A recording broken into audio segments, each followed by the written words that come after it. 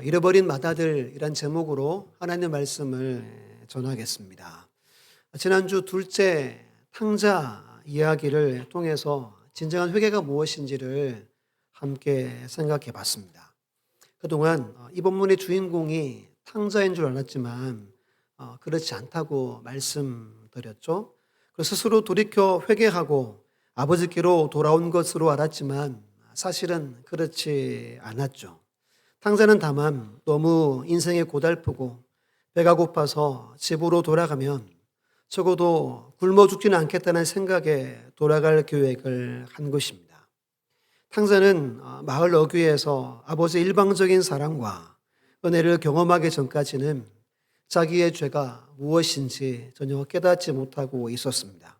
그러나 그 도무지 상상할 수도 예상할 수도 없었던 그 아버지의 크신 사랑에 감격하고 마침내 자기가 얼마나 어리석은 짓을 했는지, 아버지의 마음을 얼마나 아프게 했는지를 깨닫게 되었습니다. 그래서 진정으로 내가 하늘과 아버지께 죄를 지었습니다 라고 회개하기에 이르렀습니다. 처음부터 끝까지 다 아버지 하나님의 은혜였습니다. 은혜 아니면 우린 단 한순간도 살아갈 수가 없습니다. 은혜 아니면 심지어 우리는 진정한 회개조차도 제대로 할 수 없습니다. 이것이 지난주 살폈던 탕자의 회개가 우리에게 가르치는 놀라운 진리입니다. 이렇게 둘째 아들은 탕자는 아버지의 강군하시는 사랑에 감동해서 마침내 회개합니다. 그리고 아버지 품에 몸도 마음도 완전히 돌아오게 됩니다. 근데 오늘 살펴볼 이 큰아들, 맏아들이라고 본문이 말하죠. 어떻게 됩니까? 안타깝게도 이 맏아들은 집에 있었지만 실상은 동생보다 더 아버지로부터 멀고 소원한 삶을 살고 있었습니다. 오늘 본문에 보면 이 아들이 회개했다, 돌아왔다, 이런 이야기를 전혀 찾아볼 수가 없다는 겁니다. 이 비유는 지난주 말씀드린 것처럼 둘째 아들은 누구를 상징합니까? 종교를 등진, 노골적으로 하나님을 등지고 떠난 사람, 자기가 인생의 주인으로 여기고 살아가는 사람이 둘째 아들이라 그랬죠. 첫째 아들은 종교적인 사람입니다. 바리새인과 서기관들처럼 겉모습은 하나님을 섬기고 순종하고 예배하고 제사하지만 자기 의에 취해서 스스로가 구원자 역할을 하는 사람들이라고 말했습니다. 오늘은 이 첫 번째 아들, 맏아들에 대해서 조금 구체적으로 말씀을 살펴보려고 합니다. 이 말씀을 통해서 주님의 음성을 듣고 깨닫는 은혜가 있기를 예수님의 이름으로 축원합니다. 겉으로 보면 이 맏아들은 집을 나가지도 않고 둘째 동생처럼 아버지의 마음을 아프게 한 적도 없어 보입니다. 집을 나가거나 재산을 축내거나 한 일도 보이지 않죠. 정말 성실하게 일하던 아들이었고 늘 아버지께 순종하는 아들이었습니다. 근데 오늘 이야기는 어느 하루 밭에서 열심히 일하고 돌아왔더니 집에서 풍악과 춤추는 소리가 들려왔다고 합니다. 종에게 물어봅니다. 야, 이게 도대체 무슨 소리냐? 종이 뭐라고 말하죠? 이렇게 말합니다. 당신의 동생이 건강하게 돌아왔고 당신의 아버지가 그로 인해 너무나 기뻐 마을 사람들 모두를 불러 살찐 송아지를 잡아 잔치를 벌이고 있습니다. 이 말을 듣습니다. 이 말을 들은 맏아들은 분노하고 그 잔치 자리에 들어가기를 거부합니다. 맏아들이 화가 났다는 소식을 아버지가 듣고 아버지가 바깥으로 나가서 잔치 자리에 그 맏아들을 권합니다. 하지만 맏아들은 사양하고 거절하고 이렇게 말합니다. 내가 아버지를 섬기며 항상 순종했는데 내게는 염소 새끼 한 마리도 준 적이 없더니 아버지 재산을 창녀들과 함께 삼켜버린 저 녀석에게는 살찐 송아지를 주시다니요. 어떻게 이럴 수 있습니까? 그러면서 거부합니다. 그때 아버지가 내 것이다. 너의 것이고 내 동생은 죽었다가 다시 살아왔으니 우리가 함께 즐거워하는 것이 마땅하지 않니? 라고 다시 간곡히 권면합니다. 이렇게 이야기가 끝나버립니다.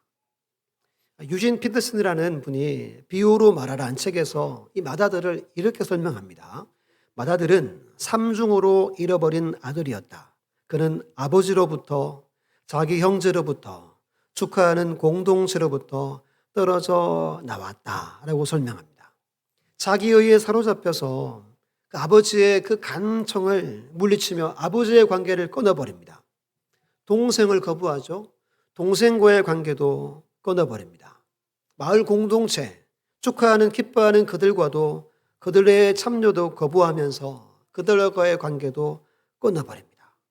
삼중으로 잃어버린 아들이 맏아들이다라고 설명합니다.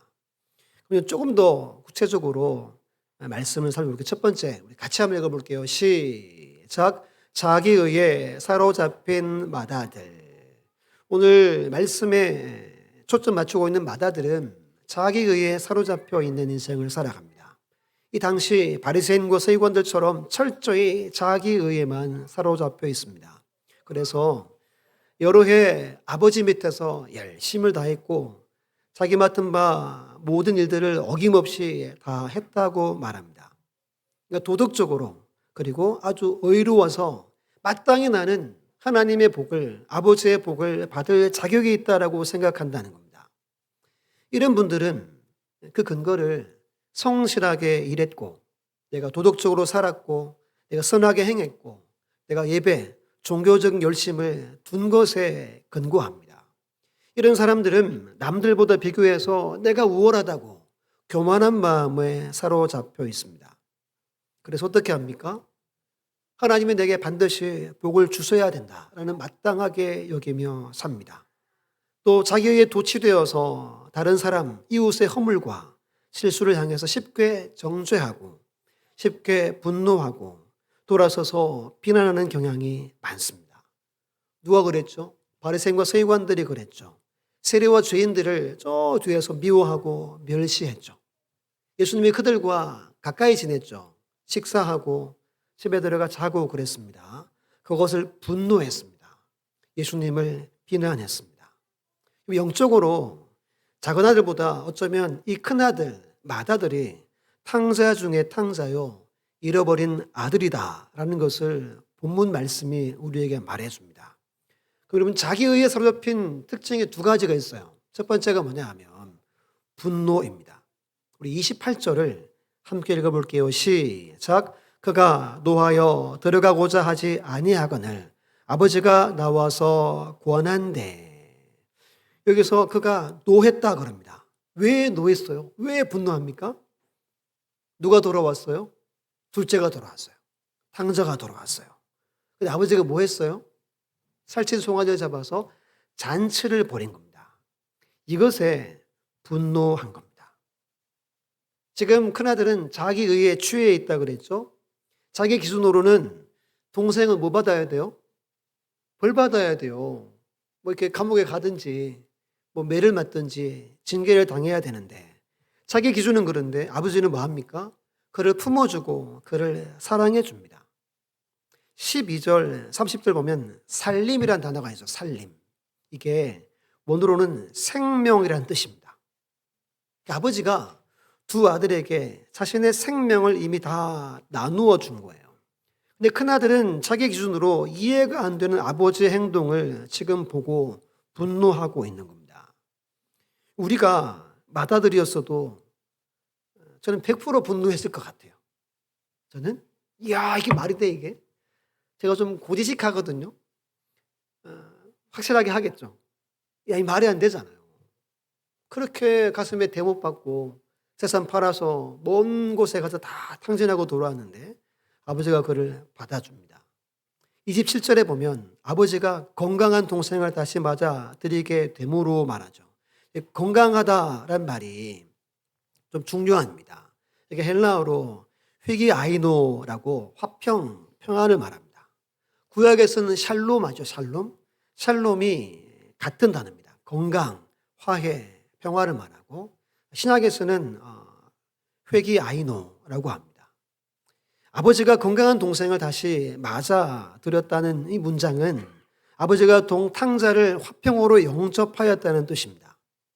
그것은 아버지와 탕자가 화해했다는 걸 의미하고, 따라서 맏아들은 그 잔치에 참석을 거부한 겁니다. 가문의 명예를 먹칠하고 모든 관계를 깨버린 저 악한 동생이 불이익을 당하고 벌을 받아야 하는데, 웬걸 화해하고 아버지가 모든 아들의 자격을 회복시켜 준 겁니다. 자기 의로는 이건 도대체 부당한 일입니다. 그래서 분노한 겁니다. 잔치에 들어가지 않은 겁니다. 그렇게 자기 의에 빠져 교만과 우월감에 사로잡힌 사람들은 도덕적 기준에서 어긋나면 첫 번째 분노합니다. 화를 잘 낸대요. 여러분 중에 평소에 분노를 잘하거나 화를 잘 내시는 분들은 나는 참 잘 산다, 이걸 늘 생각하는 사람들이 평소에 분노하고 화를 잘 낼 수 있습니다. 그리고 자기 기준에 맞지 않으면 다른 사람들을 평가합니다. 비난하고 비판합니다. 이 큰아들이 동생을 동생이라 부르지 않습니다. 30절을 보면 아버지는 내 동생이라고 하죠.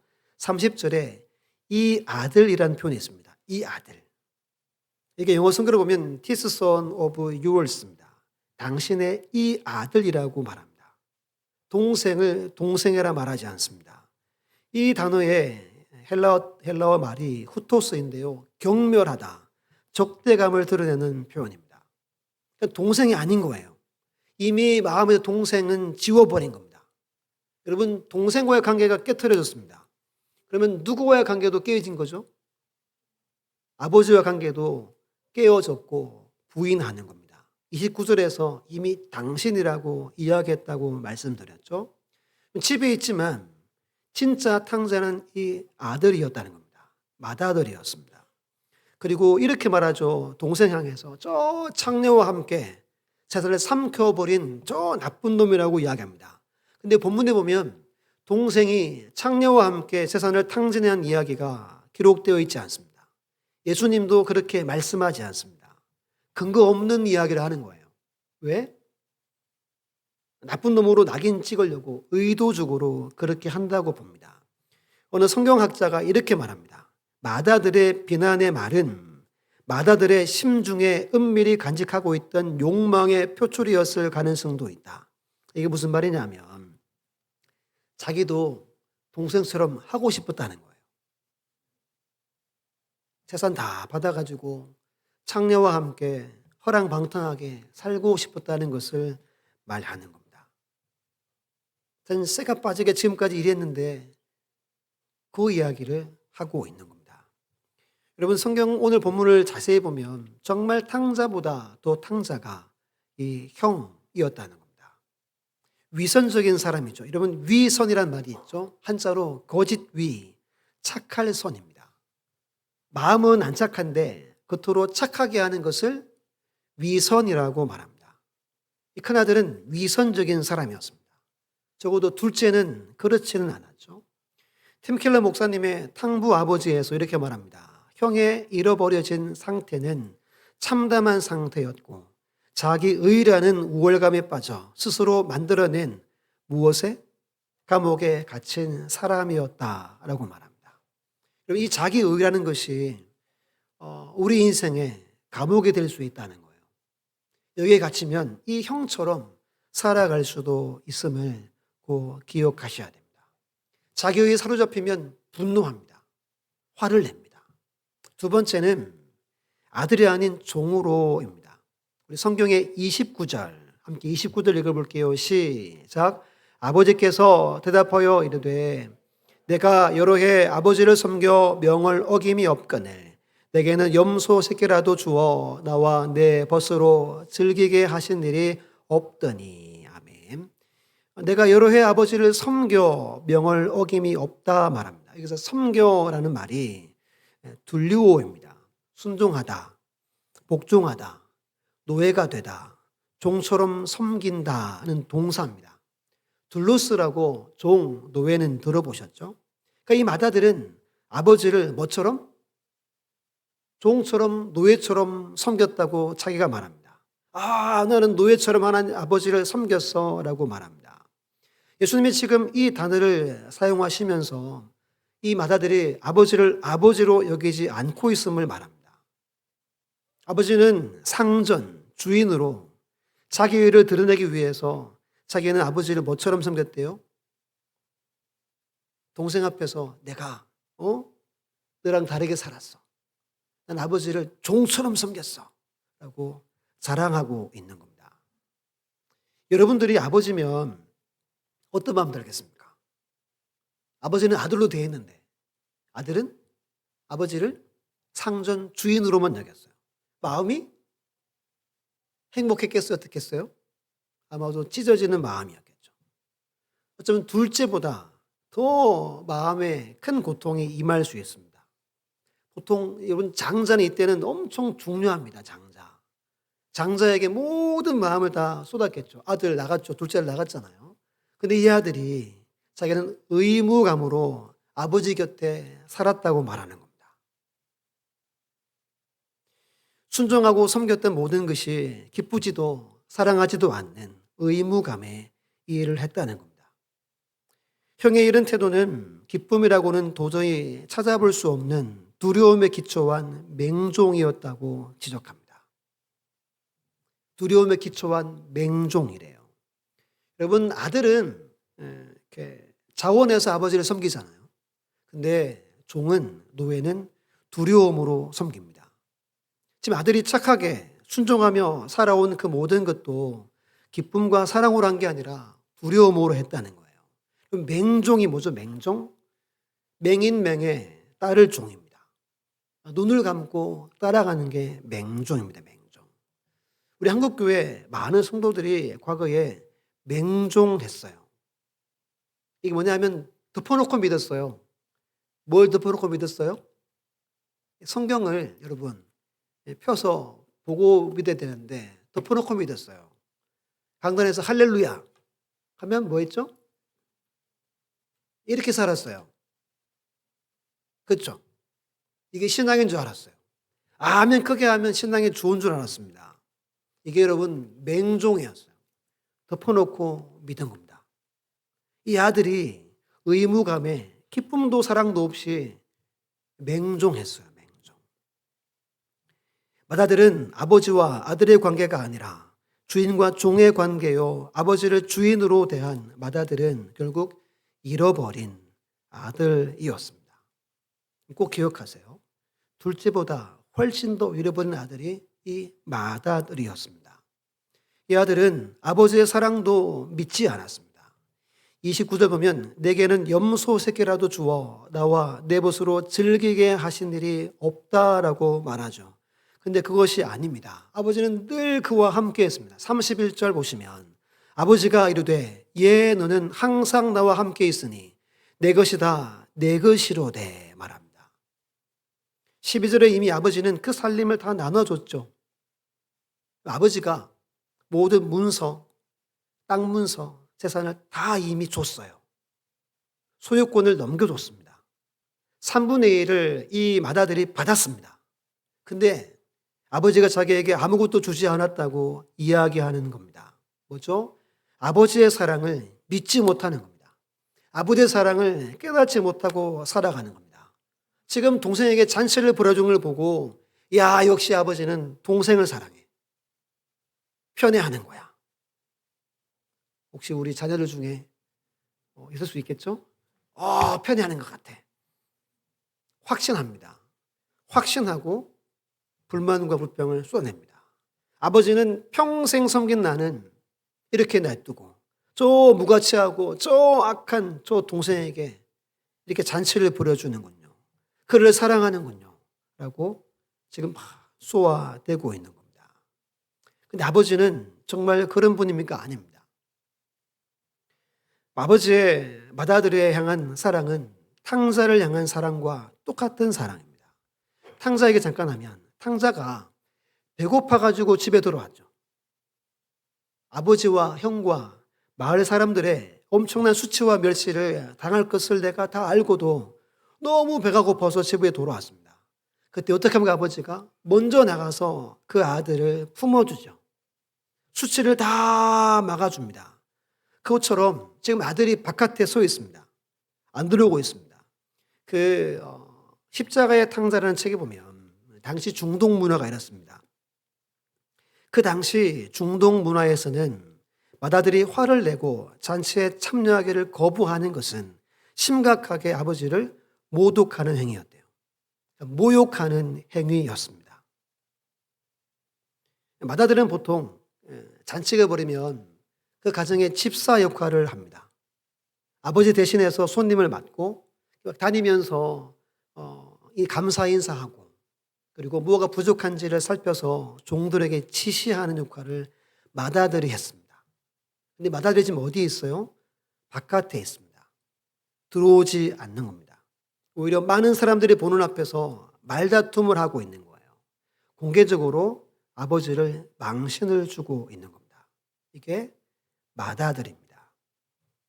맏아들은 두 번이나 아버지를 모욕합니다. 첫 번째는 참석하지 않아서, 두 번째는 화내고 불평함으로 아버지의 수치를 안겨주는 아들이 이 맏아들입니다. 왜 그랬습니까? 자기의에 사로잡혀 있기 때문입니다. 자기의가 참 무섭습니다. 우리도 자기의에 사로잡힐 수 있어요. 그러면 별것 아닌 것에 분노하고 아들이 아닌 종으로 살아갈 수 있습니다. 여러분의 모습을 한번 꼭 돌아보셔야 됩니다. 두 번째는 모든 대상을 뛰어넘은 아버지의 반응입니다. 공개적으로 망신당했습니다.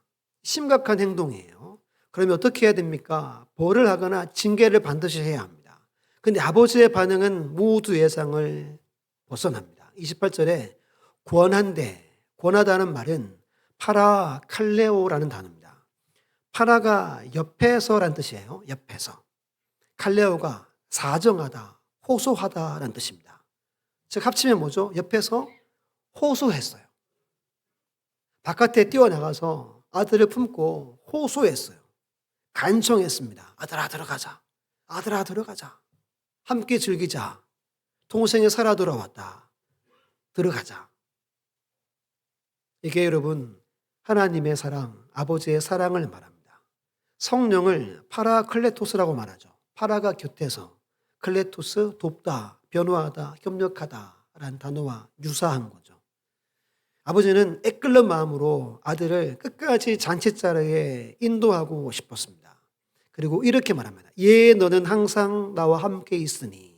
여기서 예라는 단어가 테크논이라는 단어입니다. 예를 들면 예수님이 12살 때였을 때 예루살렘 성전을 방문합니다. 그때 부모님과 예수님이 이렇게 잃어버리게 되죠. 누가복음 2장 48절에 말합니다. 그의 부모가 보고 놀라며 그의 어머니는 이르되 아이야 어찌하여 우리에게 이렇게 하였느냐 보라 내 아버지와 내가 근심하여 너를 찾았노라 말합니다. 여기서 아이야 이게 예라는 단어입니다. 사랑하는 아들아. 보통 아들 하는 것보다 훨씬 더 친숙한 표현입니다. 아버지는 온 마음 다해서 아들에게 사랑을 표현하고 그를 끌어안고 그를 세워주기 위해서 애쓰고 있습니다. 모두 예상을 뛰어넘는 아버지의 사랑을 우리에게 보여주는 겁니다. 그런데 맏아들은 그 사랑을 깨닫지 못하고 있었습니다. 맏아들은 탕자보다 더 멀리 떠난 아들이었고 탕자보다 더 아버지께 반항하는 아들이었습니다. 그런데 그는 이 사실을 몰랐습니다. 이렇게 주장하죠. 전 불순종한 적이 없습니다. 전 늘 아버지 말씀에 즉시 순종했습니다. 큰 소리를 치고 있는 거예요. 그리고 이 이야기가 끝나버립니다. 뒷 이야기가 궁금하시죠? 성경에는 없습니다. 왜 예수님이 여러분 이야기하다가 끝냈을까요? 정답은 이 비유의 대상이 누군지를 우리가 살펴보면 답을 찾을 수 있습니다.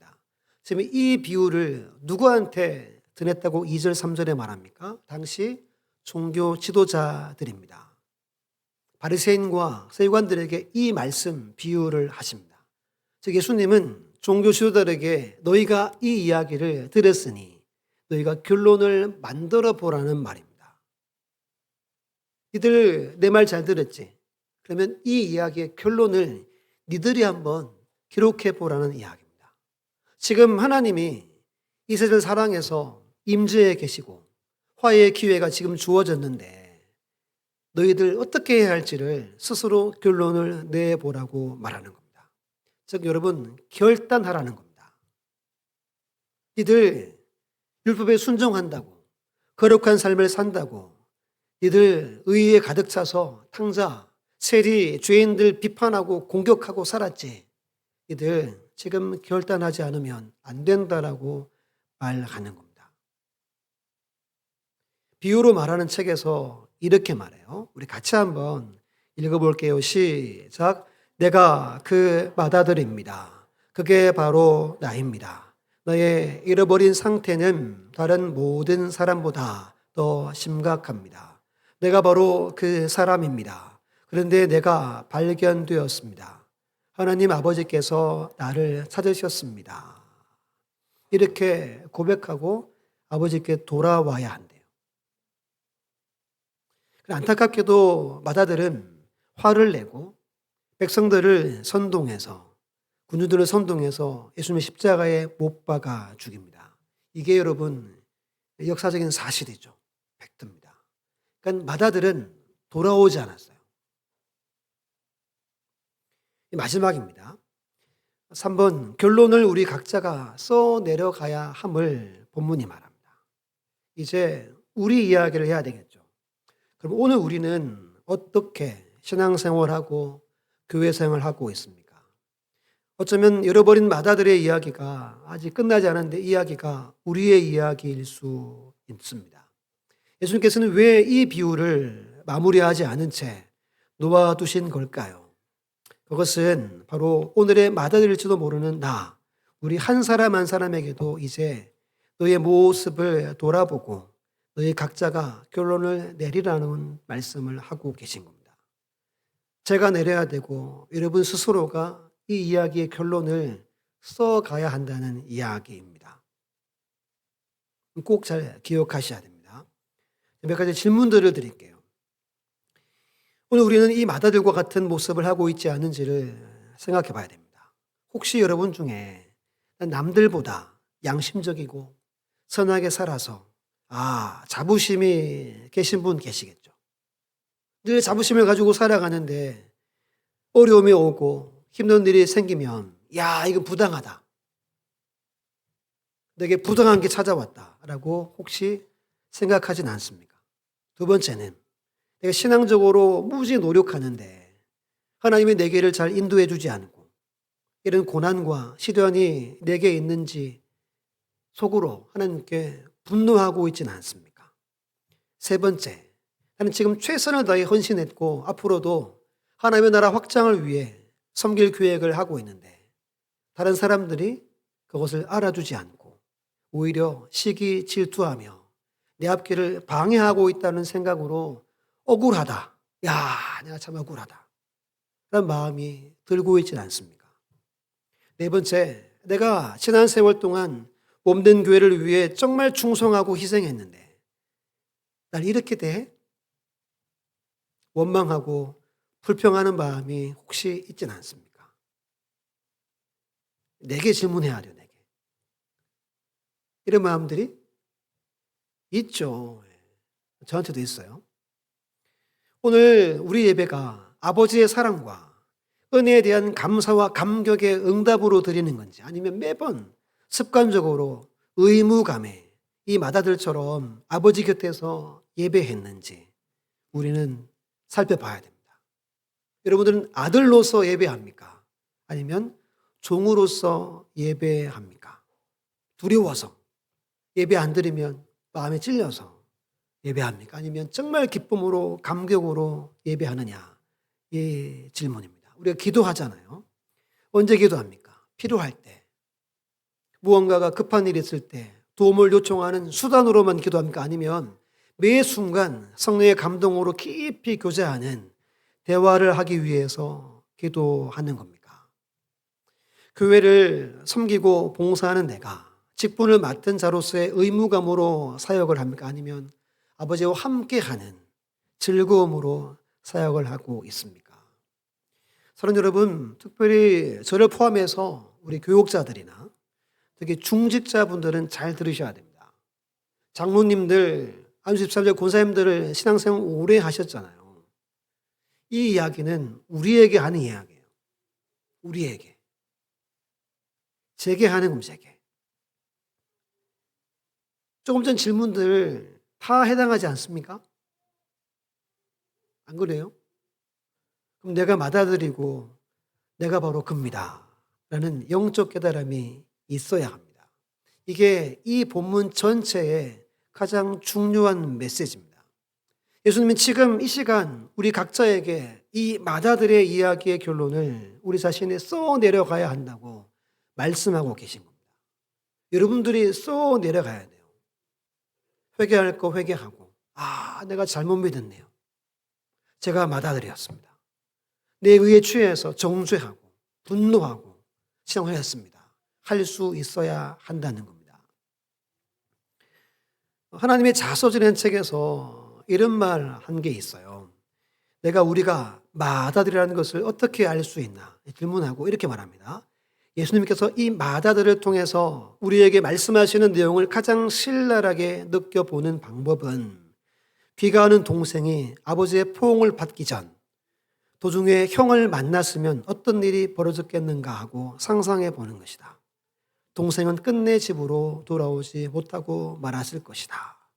한번 생각해 보세요. 아버지가 품어주기 전에 형을 만났어요. 형은 지금 동생을 동생으로 여기지 않죠.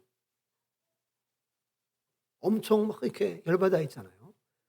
이 책의 이야기처럼 아마 집으로 돌아오지 않았을 것이라고 예상합니다. 지금 형이 동생을 미워하고 멸시하고 조롱하죠. 아무리 배가 고파도 여러분, 자기 친형이, 형님이 자기를 멸시하고 조롱하고 막 미워하면 가서 뭐 얻어먹고 살겠습니까? 못 살죠. 다시 돼지우리로 돌아갔을 것이다 라고 예상하는 분들이 아주 많습니다. 근데 이 사회, 우리 교회, 마다들 되는 우리 때문에 얼마나 많은 사람들이 하나님 품으로부터 발길을 돌리고 있는지 모릅니다. 나 때문이에요. 우리 때문이라는 겁니다. 그들이 세상에서 힘들어서 교회를 오는데 자교회에 빠진 우리 때문에 사랑 없는 태도와 교만한 말로 상처를 줍니다. 마다들 된 우리끼리 하나 되지 못해서 갈등하고 서로 비난하고 실망감에 발길을 세상으로 다시 옮긴다는 거예요. 한국 교회 내에 너무나 많은 마다들이 있다고들 이야기합니다. 바로 우리가 그 마다들입니다. 스스로를 반드시 돌아보셔야 됩니다. 하나님의 교회를 세우신 목적은 주변에 소외받고 가난하고 상처받은 수많은 동생들을 품기 위해서 교회가 세워졌습니다. 우리 각자는 더 그들에게 관심과 사랑을 나누고 베푸는 선교적 삶을 살아가야 되죠. 근데 우리 때문에, 나 때문에 많은 동생들이 아버지로 돌아오지 못하게 될 수도 있다는 겁니다.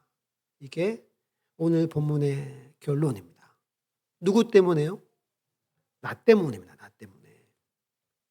마지막 질문 우리 읽고 잠깐 기도할게요. 같이 가보겠습니다. 시작. 누군가가 먼저 우리와 마주치는 바람에 되돌아간 적은 없는가? 책에 기록되어져 있는 겁니다. 누군가가 먼저 나와 마주쳐가지고 교회 오다가 돌아간 적은 없는가? 만약에 마음에 내가 마다리다 생각이 나시면 이 시간 하나님의 그 사랑, 수치를 안기고 아버지를 분노하고 망신을 주는 우리에게 오셔서 또 사랑하시는 그 사랑을 기억하시고 그 사랑 안에 온전히 아버지를 알고 만나는 은혜를 내게 허락해 달라고 간구할 수 있는 우리 모두가 다 되시기를 예수님의 이름으로 축원합니다.